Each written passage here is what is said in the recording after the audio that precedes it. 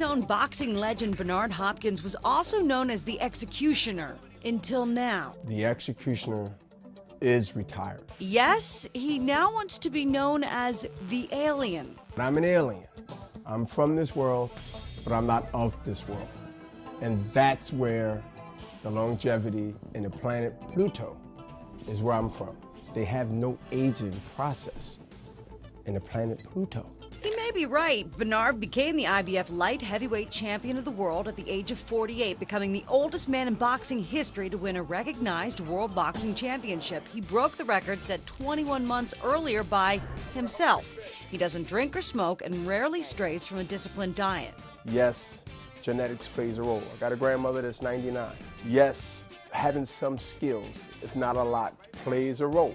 But the lifestyle, the rest, the right foods, when to eat, when to sleep, when to take care of your body, when to have some fun but not overdo it.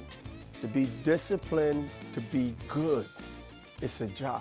Hopkins had a troubled childhood, turning to crime early in his life. By the age of 13, he'd been stabbed several times. By age 17, he was sentenced to 18 years for 9 felonies.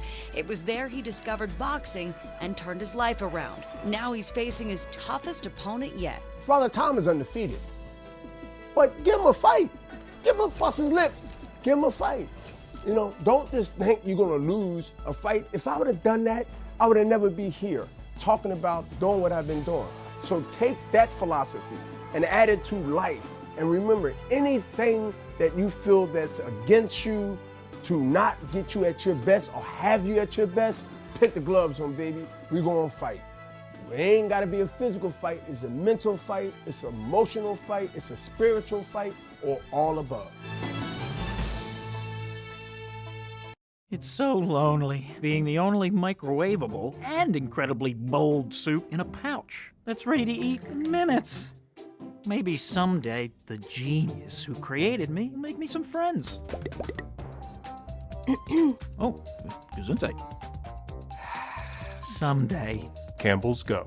Flavors so bold, they can't be ignored.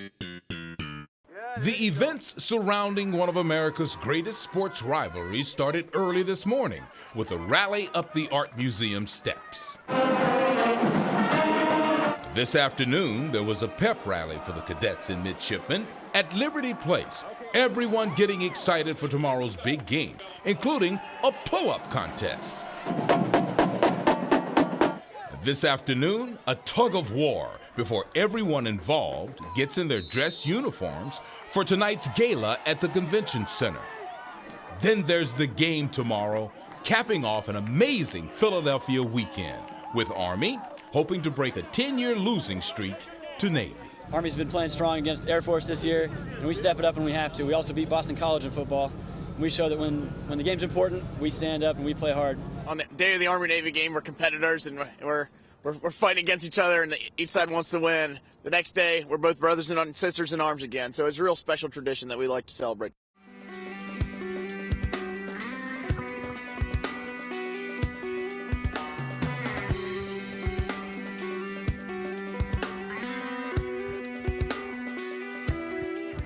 New Jersey Senator Cory Booker winds his way around the halls of the Senate buildings at a dizzying pace. 1, 2, 3, everybody smile. Slowing his frenzied schedule to snap an occasional picture with constituents. Senator Booker's office. Just days into serving a term left vacant by the death of longtime New Jersey Democratic Senator Frank Lautenberg, Booker has had to hit the ground running. We got to fix this before the next election, and I appreciate you showing us a way forward. Not shying away from tackling one of the biggest issues on Capitol Hill right now, the Affordable Care Act. The rollout's been horrible, and it's been disappointing.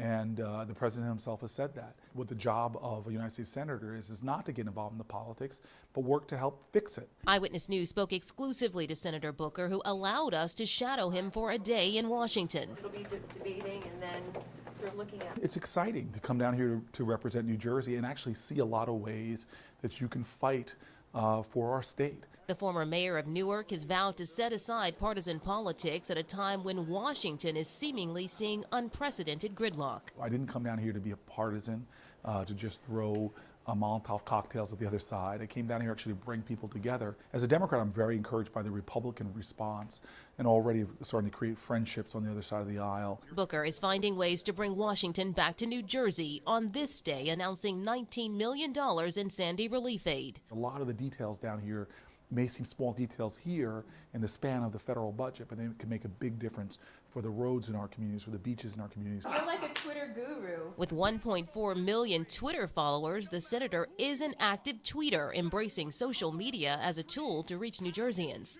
Twitter is a powerful tool. Which I love about it is that there's, I'm not exaggerating, tens and tens of thousands of New Jerseyans who follow me on Twitter, and I can interact with them. Senator Booker has taken over former Senator Frank Lautenberg's office, personalizing it a bit. There's three things I brought with me. One was my statue of Harriet Tubman, and then obviously this is a statue in Newark. It's a seated Lincoln. As only the fourth popularly elected African-American senator, he understands the history surrounding these halls and is embracing the future. I'm charged up, just like I was in my early days as mayor, that if you hit the ground running, if you have a relentless work ethic, you can really help people every day.